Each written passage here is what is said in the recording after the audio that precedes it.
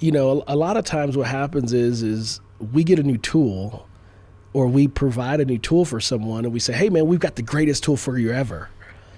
And we don't have that problem. Exactly. And so I could bring you a Phillips head screwdriver, and you said, no, I need a flathead screwdriver. I'm thinking, no, this is the best, new, most innovative Phillips head screwdriver. And you go, great, congratulations, you got a great tool.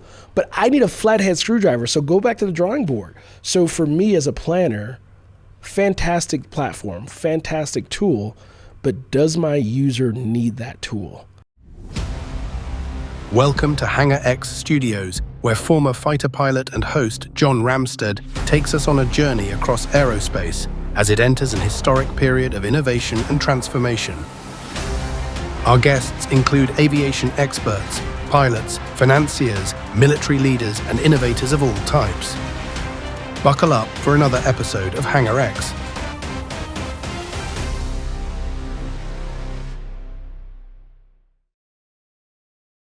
Today's episode is brought to you by our platinum sponsor, XTI Aerospace. They are powering the vertical economy, building a long-range VTOL, and you can find more at xtiaerospace.com. Now, please remember to like, comment, and share on this channel, and enjoy today's podcast. Welcome to Hangar X Studios, where we explore the future of aviation, innovation, and everything VTOL. And today we are welcoming back a guest that we had, Jason Harris. Welcome back to the podcast. Great to be here. Thanks so much for having me. Now, we're bringing you back on today because we want to talk about a couple military missions and the application of everything from drones to UAVs to some of the advanced VTOLs that are being developed. You're a decorated combat veteran, flew for the airlines, you do consulting for companies. I've heard you speak. You're an incredible speaker on something you call No Fail Trust, and it is an outstanding program. And I love the work you're doing in that area. We even wove that back in. If you guys want to go listen to the last episode, we wove some incredible principles that we got some great feedback on from Jason in the last episode. But today I really want to focus on what in the military we call the ISR mission, which stands for Intelligence, Surveillance, and Reconnaissance. And there's been some incredible advances in the technology and the sensors, as well as the platform that these sensors are going on, and how everything's integrating in the battle space. And I think everybody that I know of who's developing drones, UAVs, VTOLs like we're building, they're looking at commercialization of our technology, but we're also looking at military applications pretty much across the board. And so with that, though, as we dive in, I would love for you to, because you flew these kind of missions, you were part of the planning of these. First of all, could you really define for somebody that doesn't really know what that means, what is ISR?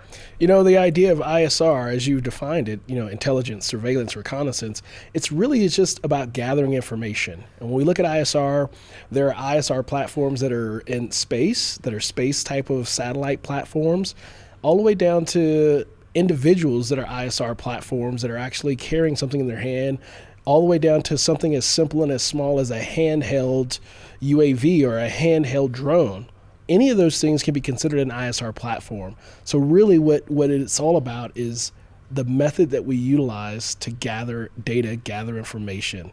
That could be data information on a whole country, it could be data information on a particular area, data information on an individual. So this idea of ISR, it's a really, really wide spectrum of things that we are looking to just gather information on.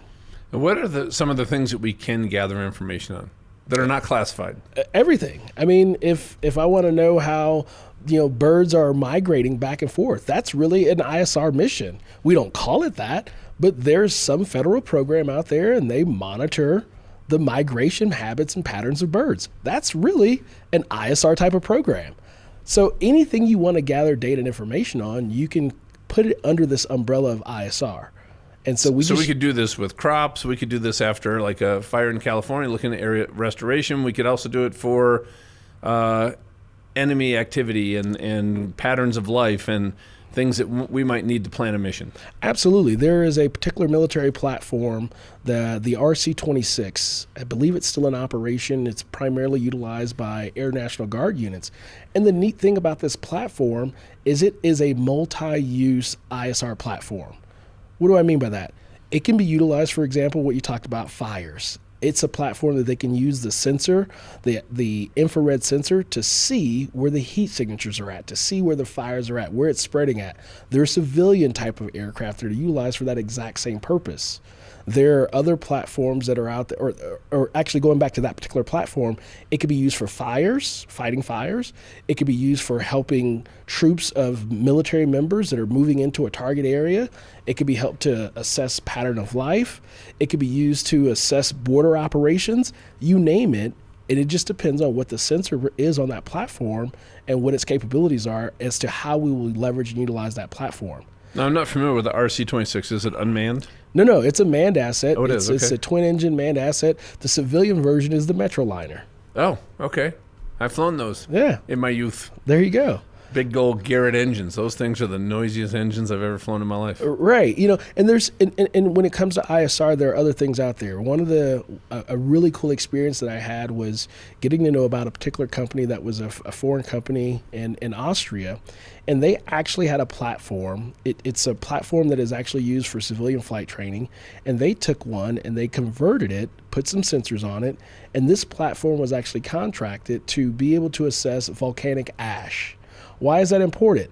Because, as you know, you don't want a jet aircraft with jet engines flying through volcanic ash because it will wreak havoc on those engines. So this platform... Yeah, you might not land the way you want to land. No. Mm-hmm. I mean, I don't know if you've ever seen an airplane that's had volcanic ash on it, and I don't know if you've ever seen the damage that it will do to a jet engine. I haven't in person. These small, finite particles will destroy a jet engine. And I don't know about you, but I like to know that I'm going to be able to land safely, and I like to know that if something goes wrong on the landing, that I can do a go-around and not be concerned on the performance of those jet engines. Well, when you throw volcanic ash in there in a significant amount, it's going to change how that engine performs. So there's platforms that are designed to help detect volcanic ash and assess the environment. That is intelligence, surveillance, and reconnaissance. Wow, so it's interesting. So there's a lot of applications, both commercial and military. Now, I know in the military, we kind of look at ISR from kind of two big buckets, strategic and tactical. Could you talk a little bit about what the differences are and some maybe examples of those missions? Yeah, a simple strategic mission for ISR might be your satellites. That's big picture, right? They're covering a wide swath of area. They're looking at various things. It could be looking at temperatures. It could be looking at movements. It could be looking at the ocean and any number of things, right? It could be looking at military operations. Who knows? But that is at a strategic level, big picture. And so, of course, we love to say the 30,000-foot view. Well, that's the outer space view, or the lower Earth orbit view for those satellites. And then you come down to the tactical area. You have aircraft. Now, aircraft like, the Global Hawk, the unmanned drone, drone's not the right word. It's a UAV the size of a 737. It's a massive aircraft. It's unmanned. It has various sensors on it. I don't know what all the sensors are. I'm certain that there's some that are public knowledge, and there's a lot more that are likely very classified. Yeah, we were just up at McDonnell Douglas in Grand Forks in Great Skies, North Dakota, and they're retrofitting the Global Hawks for a new mission. And we could see them through a window, but we couldn't even go into the room, and you can't tell what anything is. But I'm sure the sensors are very high-tech, high-classified.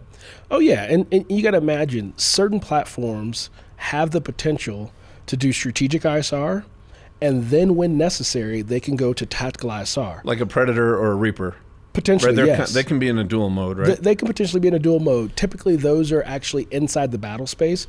And I like to think of it like this, without me having a definitive definition, when you're actually in the battle space or you're in the environment that requires a response, that requires reaction, that requires action immediately, that's more tactical. Okay. And so, when you think about like a Global Hawk, that thing takes off and it flies for 30 hours or something along those lines, or however long it flies. Up at 60,000 feet. Right. Whatever altitude they're flying at, they're just collecting information, collecting the data, and someone can utilize that at a strategic level. But now when you say, hey, we have a fire right here, right now, and we need to assess, is this fire moving? Have we controlled it? Where's the fire line? That's tactical ISR. That's real-time, right now data that we need. Now, the other piece when it comes to the tactical ISR thing is we have to consider how quickly can we, one, get the data, collect it, and two, how quickly can we disseminate the data to the users so that they can do something with it. does us no good if we collect data and we can't get it to the end user or the warfighter when it comes to combat operations for them to be able to utilize it right now. Or if we need it in a certain area because this popped up and I can't get a platform into that area soon enough to help the people that need the help.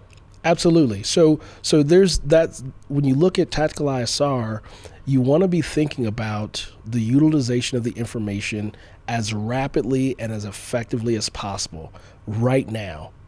For example, if I have an asset that's overhead, that's surveilling an environment, that's surveilling a person, that's surveilling whatever the target might be, whether that's human target or stuff target, to be vague about it. But whatever that target is, I want to know how quickly can I relay that information to someone else, whether that's someone else in the air or that's someone else on the ground, or someone else that's going to ingress that target so that they can actually leverage that information to be able to do what needs to be done to handle that mission that's on the table right now.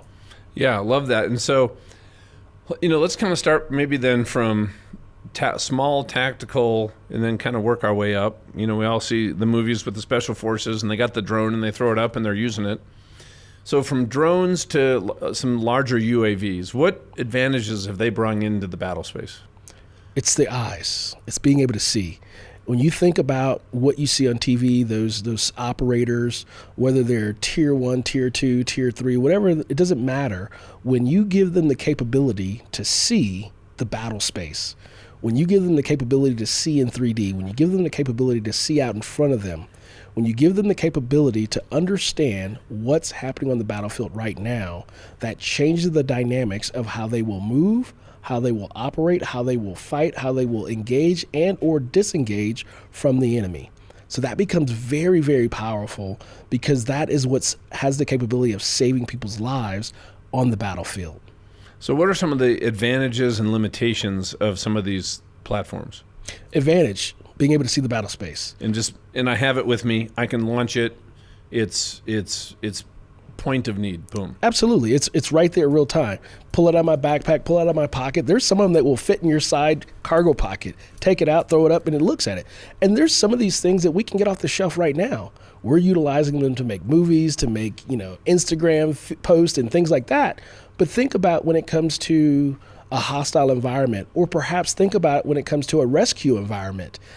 Think if you got somebody here on the mountains and we need to see where they're at. We need to see actually how they're hung up. We need to see what their rig looks like. What are we going to actually need to bring up to rescue this person? Now we take one of these things out of our pocket, a little small drone, a little small UAV, send it up, and now it gets eyes on. Now it changes the dynamics of that rescue operation. Now it changes that dynamic of that combat operation. Those are significant advantages. We start getting into disadvantages, especially in the combat environment. You start thinking about, well, if I put something in the sky, now someone can see that I got something in the sky. If they see something in the sky, then they know that there must be somebody there. If I hear a drone, somebody's, especially a small one, I'm going to say that was human launched. Most likely. Somebody's probably within a click or two of me. Quite possibly. Mm-hmm. Could be human launched. It could be launched another way. It just all depends. Okay. Getting cagey there. What are some other disadvantages of these, even some of the maybe larger UAV platforms relative to the manned ones? Well, when you start thinking about some of the larger UAV platforms, of course, the sound signature, it takes a bigger engine to move that size of a platform around so people can hear that. So that has the potential to alert someone to your presence. And so now if you're doing something to assess an environment, when they know that someone is now watching them, they have the potential to now change their behaviors. They have the potential to now move their operations to a different location. Mm-hmm. And that becomes a disadvantage. So you have to keep that in mind when it comes to some of these larger platforms that are on the battle space that are doing this ISR type of mission. So when you're doing mission planning for an ISR mission, I'm guessing the sound signature, the proximity to the enemy, the range of the sensor, what are some of the things you're thinking about as you're planning? What's the right platform for this? What we're trying to get to. Yeah, I want to be thinking about all that. Sound signature becomes important. What is the target? If it's something that's just a building and there's no one in it, then I might not be worried about sound signature. However, if I get eyes on that target and I see that they have sensors to listen or to visually see and visually acquire, then now I might change what I'm worried about in that environment. because now I might have to worry about, based on advancements in technology, not necessarily a human on the ground seeing me, but some type of device that can hear and see me that then alerts to my presence. So I want to be thinking about sound signature. I want to be thinking about standoff distance to the target environment. I want to be thinking about how much time can that asset actually stay on the target before it needs to be relieved. I want to be thinking about what altitudes is it going to operate at. Are we talking a mountainous environment, or are we talking about a sea level environment?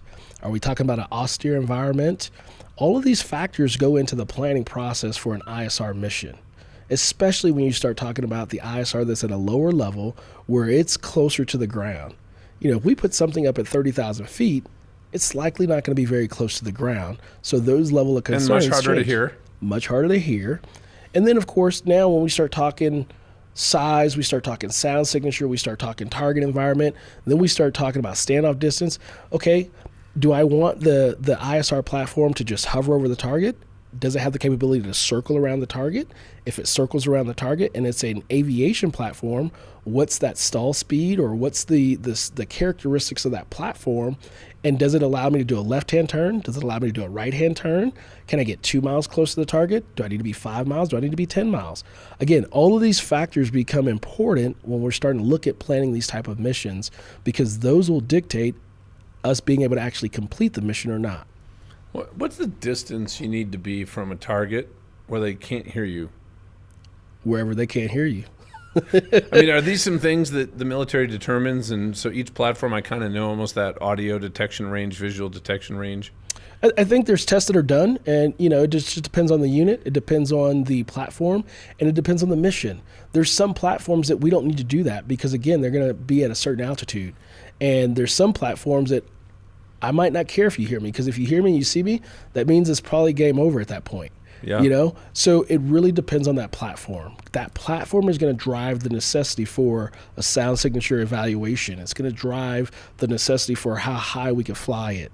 It's going to drive all these factors with regards to planning, based on what the mission itself is, based on what that target is, and based on what the needs of the end user are.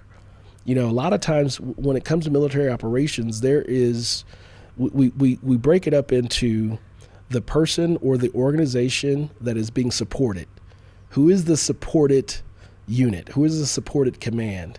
And then who is doing the supporting? And so the reason that's important is because whoever is the supported unit, the supported command, the supported objective, they dictate the mission. They dictate what they need. Once they dictate what they need, then the supporting unit, the supporting asset, the supporting leadership, then they will say either they can or cannot do it, and they'll figure out how to do it if necessary. So the how is, we're going to use this platform or this one, or we don't have a platform that fits those parameters. Sorry, change your parameters and we can help you, or we can help you find somebody else. Exactly. So, getting into VTOLs like the TriFan 600, it's being touted. There's been a lot written that this could be one of the next big steps forward in ISR, add capabilities. There seems to be a lot of excitement about the intersection of these two. Where do you think that excitement is coming from? What does this platform do that has not been there before? I think there's a few aspects to this platform. When you look at this platform, one, the amount of runway that's required, if any at all, to get it off the ground. Then two, you look at the distance that it can cover to get to a target. Then you start thinking about how long can it actually stay there because of how it operates. Then you start thinking about other factors. Can it operate in that austere environment? Knowing that maybe you're not going to have a regular runway. Now it changes the capability of us being able to actually go and do this mission.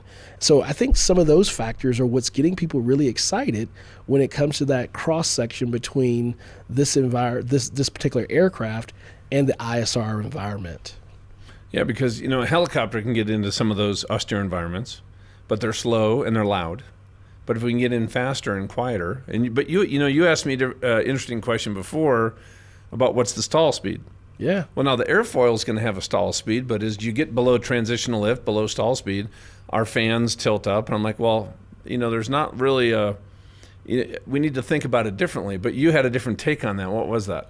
My immediate take is I want to know what the stall speed is, because I want to know how slow can I get that aircraft.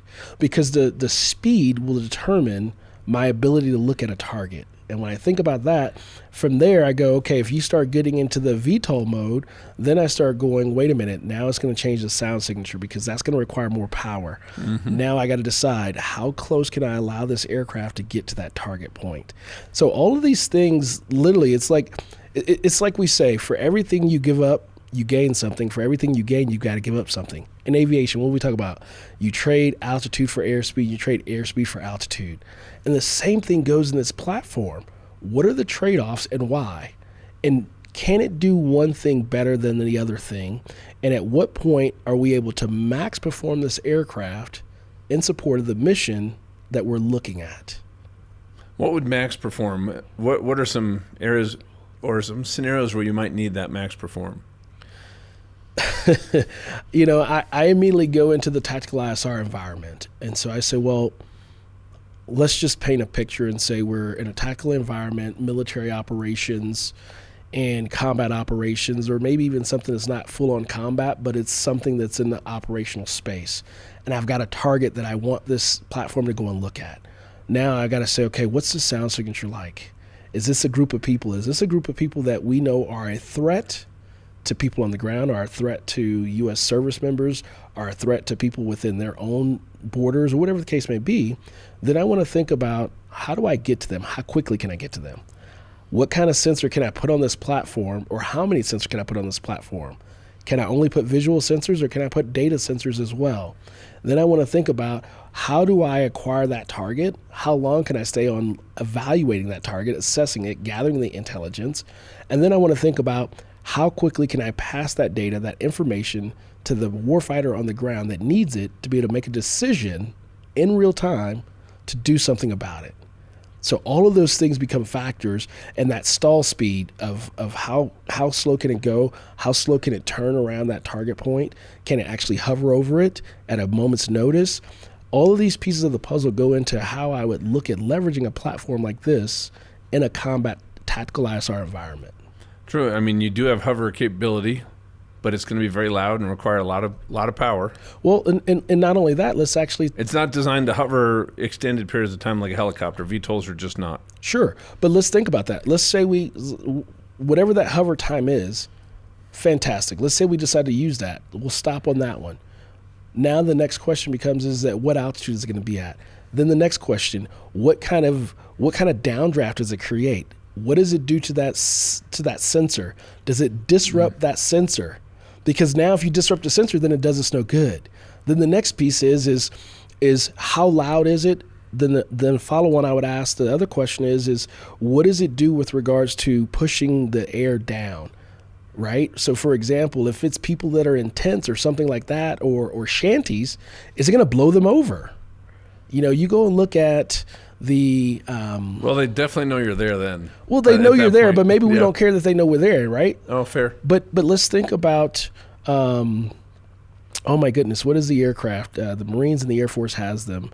My brain is taking a dump for me right now, but that aircraft is the tilt rotor, right? The Osprey. Yeah. So take a look at the Osprey. Did you ever see that video where they were in Central Park and they landed the Osprey and they went to go take off, and the havoc that it caused? Oh, because of the downwash and the outwash. It was insane. It was blowing people over. Fantastic aircraft, but bad timing. So you can't. Well, the FAA just came out on guidance for vertiports now. Mm-hmm. And in the safety zone, they define it as gale force winds. It's where the outwash and downwash is 34.5 miles per hour or less. And so a helipad is designed to be a 50-foot square. We believe we're going to be able to fit within that, but we're doing a lot of testing right now to actually understand that. But vertiports are going to have a very specific design, and all of us are going to have to actually know those numbers, because what if I couldn't go, most helicopter or hospitals, 40-foot vertiports, helipads. There's going to be a lot of stuff that's being certified that might not be able to land and be in a life flight mission, so to speak. Right, and so because they can't fit on 40 by 40. Exactly. Well, and now you think about in the tactical environment. Think about this: if consider you say, okay, well, we're going to utilize this platform, and we're going to put somebody in there that is an operator, and they're going to be to communicate with the people on the ground because they speak the same language. Fantastic. We've got the sensors on board. They can see the sensors. They can talk and speak to the person on the ground. They're able to get the information. But now the next thing is to that size factor, are they going to be able to land near them? How close are they going to be to land? How big is their area of operation to be able to support a platform like this taking off and landing? And how much danger is it going to pose to that unit that's on the ground? Like, can we land 20 yards away, or do we have to be 100 yards away? But these are things the mission planners have to consider. Absolutely. Again, there's a lot more that goes into it. It's not as simple as, oh, we're just going to land the plane by you. Well, now we got to think about, what is the danger to the human element down there? What is the danger to other things that to the aircraft and the pilot? Absolutely. Yep. Right. What kind of field environment? Are there rocks? Is it going to tear up the engine? Is it going to fog out the engine? Is it going to tear up the undercarriage of the wing or the undercarriage of the aircraft? Again, no landing on volcanic ash fields. Yeah, that's prohibited. We'll pass on that. Let's blow up all the volcanic ash. Then before you know it, it's back in the engines, and now we're done. Now let me ask you a question. If you're a mission planner, ISR mission planner, which you've done before, and somebody added something like this to your toolkit, and you were communicating, hey, to the operator in the field, here's some things that we can do to enhance maybe some mission planning, give you some new perspectives. How would you think about that? I'd be thinking about, what are their needs? A lot of times what happens is we get a new tool, or we provide a new tool for someone, and we say, hey, man, we've got the greatest tool for you ever. And we don't have that problem. Exactly. And so I could bring you a Phillips head screwdriver, and you said, no, I need a flathead screwdriver. I'm thinking, no, this is the best, new, most innovative Phillips head screwdriver. And you go, great, congratulations, you got a great tool. But I need a flathead screwdriver, so go back to the drawing board. So for me as a planner, fantastic platform, fantastic tool, but does my user need that tool? And if they don't need it, then it's useless. And so I don't want to create a mission out of nothing. I want to make sure the mission is created out of need and necessity first and foremost. So from what you know about their needs, because when you first walked here and saw this, you're like, are there some things you're able to talk about that this could fill a need or create a capability that they could take advantage of? Absolutely. There's always a need for a platform that can go deeper into an environment. There's always a need for a platform that can operate in austere environments. There's always a need for a platform that doesn't require a normal runway environment. And a simple use case that I think about is, if for some reason we had a massive earthquake in the United States, there's plans that are in place, they've talked about it, where there's a fault that is going to end up cracking at some point. And when that happens, it's going to destroy a lot of the western United States. It's going to destroy runways. It's going to destroy roads. And so, while yes, C-130s, we can land on anything, but if you don't have anything that's long enough for a C-130 to land and take off safely, what's next? Then you start saying, well, okay, great, helicopters. To your point, helicopters, they're loud. The operation cost is a lot higher. Then I start going, okay, well, great. I can look at and they're slow, 125 knots maybe. Right, they're slower. How much load can they take? So now if I say I could take one of these and it can actually replace helicopters in a different capacity to be able to deliver food, to be able to deliver aid, to be able to deliver teams, taking people in, taking people out. Now we've changed the dynamic and the need purpose for this aircraft. So I we would could think stage 100 miles away, get there in 20 minutes, and do 3 round trips without refueling. There you go. Right. So now you compare that to what a helicopter could do. Now you compare that to what you won't be able to do with fixed-wing aircraft. Now the need for this platform goes up exponentially. Mm-hmm. When you're kind of looking at the future, if you're, as the battle space is changing, the people I talk to in the military, one of the big things they're preparing for is what China might do with Taiwan. They don't think it's going to be a hot war, but I know people in the military UAS area, this is a mission that they are constantly thinking about and prepping for. So I think the battle space could look differently than what we saw in Iraq and Afghanistan. We've thought that in the past, but it feels like it's going to be a little more technological and less kinetic. And I hope that's true, because that means less people die. But given kind of where things are heading, it seems like ISR and ISR capabilities are even more important, especially given our capabilities with AI and cyber and things that are developing rapidly. Yes, I think you're absolutely right. And yes, let's hope that we don't find ourselves in another kinetic environment. Now, when I look at a platform like that, when I look at the advancements in technology and I look at the type of war that we might find ourselves in, the number one thought that comes to mind as you were speaking was connectivity. It's one thing for this platform to be to carry those sensors that will allow us to see the battlefield, that will allow us to expand our eyesight on the battlefield, allow us to get as close as we can to that threat.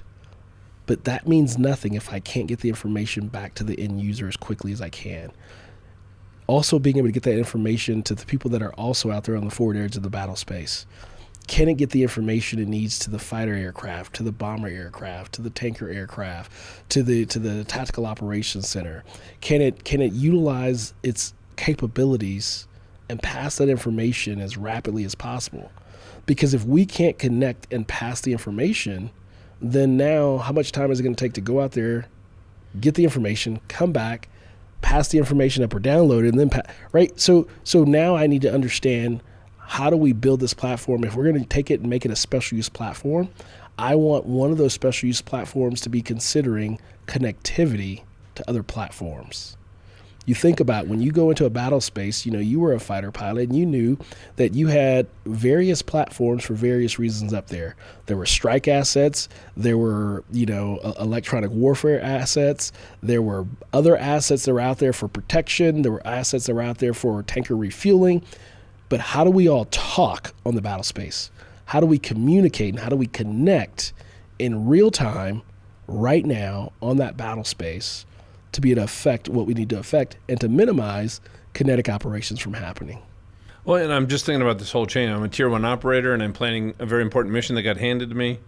I got to go to supporting organizations who have to, from communications to the right platforms, it has to go all the way down to the communication that comes back to me or I die. And this is really where your entire concept of no-fail trust came from, isn't it? Yeah. So that's the environment. It's the environment, plus or minus 30 seconds time on target. Are you going to be able to deliver? If you don't get on target plus or minus 30 seconds, then people's lives are hanging in the balance. If you don't get on target plus or minus 30 seconds, then the mission isn't going to be able to be completed. And so you can't have that level of trust that someone's going to do that if you don't first start with the right training. You've got to start with the right training.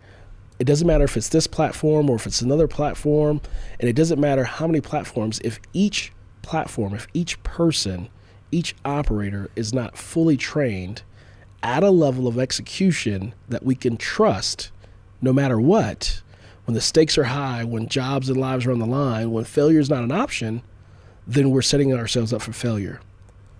And once we have that training in place, then we have to go beyond that and say, what are the processes that we're leveraging? Those standard operating procedures just internally to operate the aircraft, standard operating procedures as to how we communicate with other aircraft, standard operating procedures as to how we get in and out of the battle space, standard operating procedures and checklists and processes that are tested, that are validated, and making sure that our people have been tested and validated, that they not only have learned them, but they understand them, they comprehend them, they know how to execute and utilize them in real time. Because if we don't have that, then we don't have the ability to truly trust and empower people to go out there and execute the mission no matter what. Yeah, and we have a lot of people listening that are developing companies, platforms, technology, software in this space. And if you're listening and you like this, please, what I want you to do is subscribe to this YouTube channel so you get notifications of what's coming up. And also our audio, go to any audio platform. We're there, and we want you to subscribe, leave a review, and just share this with one person, because I love what Jason's sharing here with us. But Jason, that said, as we're looking at developing our own high trust organizations, there's probably 100 companies right now that are entering, from drones to UAVs to VTOLs, maybe more, maybe 200. I'm going to guess 10 or 12 are going to be names that we know 5 years from now. What do you think is going to be, especially for the people listening that are, man, they're all in. They're working 60, 70 hours a week. You've shared some great results from companies you've worked with recently. What are some of those principles you just talked about in the military environment that we can bring into the business environment, even into our families and homes, that can up-level our ability to actually accomplish this mission that each one of us are excited about? Yeah, definitely an exciting space, and I'm excited about what's to come, right? What's in the pipeline. I think first and foremost, people get excited when it comes to innovation. People get excited when it comes to startup. Startups are exciting. And at times, people look at special operations and they look at us as startup type of people because we just do random stuff. We Very figure entrepreneurial. we are very You got a problem, you're going to do whatever it takes to solve it. Absolutely. We're very entrepreneurial, we're very innovative, and we really operate like startups. But what I've seen in some of the organizations that I've worked with is that you have organizations that operate like a startup, and while they're doing that, the one thing that they miss is they forget to create culture. And if you don't create culture, you have to be intentional about it. And what I mean by culture, it's what happens when you get beyond the startup piece. What's going to be that thing that keeps those bright-minded individuals committed to that organization? Because now the excitement is going to wane. What keeps them there is culture. And so in the special operations environment, that's what we had. We had culture. We can go out and try different things. We can go out and be innovative, and we can go out and be entrepreneurial at all times. But the thing that made us really stick to it, and the reason why right now, if some of my buddies called me, I'd go back in a heartbeat, it's the culture. It's the people. And so if you're not intentional about the culture that you're creating as you're innovating, as you're figuring out new and cool things, new and cool ways to utilize this technology, if you're not being intentional about the culture you're creating, then you're not going to be able to create a high trust organization. You're not going to be able to create a high trust environment, and you're not going to be able to create that no-fail trust environment that lasts beyond the startup phase, that lasts beyond the exciting phase. I'll never forget, I got out of the military flying fighters, combat cruises, and it's a culture of just excellence. It's a culture of radical accountability and responsibility. I mean, you have a dedication to your craft. And you know what? You got to trust the guy on your left and right wing. I might not even like you. We don't go have beers, but guess what? I have to trust you with my life, and you have to trust me with your life. And I remember when I got out and got into business, I think in my first year I had 7 jobs because I was so disillusioned with these cultures, lack of integrity, lack of excellence, that I would just quit. My wife would come home and my car would be in the driveway. She'd be like, seriously? I'm like, yeah, I'll find something else. But when I finally did find a company that had most of the elements of that culture, that's actually why I became an entrepreneur. I said, I'm going to go build companies that have that culture. And you know what? Everything we did, we dominated. And I learned all that in the military. Yeah, it's so powerful. A lot of times what I see organizations do is they will hear you and I talk about our culture in the military, and they'll immediately say, well, we're not the military. We don't have the kind of money to build the culture. We don't have the money to do basic training and boot camp and that kind of thing when it comes to onboarding. Well, I'm not asking you to build a 6, 9, 12, 18-week program, but what I am asking you to do is be intentional about your onboarding process. What I am asking you is to be intentional about how you create that environment where people feel like it is a culture that they would actually invite someone else to. That's what I'm encouraging people to do, because if you don't do that, then people aren't going to have a reason to want to stay. Because today's project, you might finish that project and you move to the next one and it's not so exciting. And so if it's not so exciting, are you only expecting the excitement to keep them? Or is it going to be the culture that keeps them? And to your point, when you think about the military, there are people that they'll never be on my Christmas card list. There are people that I'll never go and hang out with at the bars or their parties or whatever the case may be. But I know based on our culture that they've got my 6. I know that based on our training that they know how to do the job and get the mission done.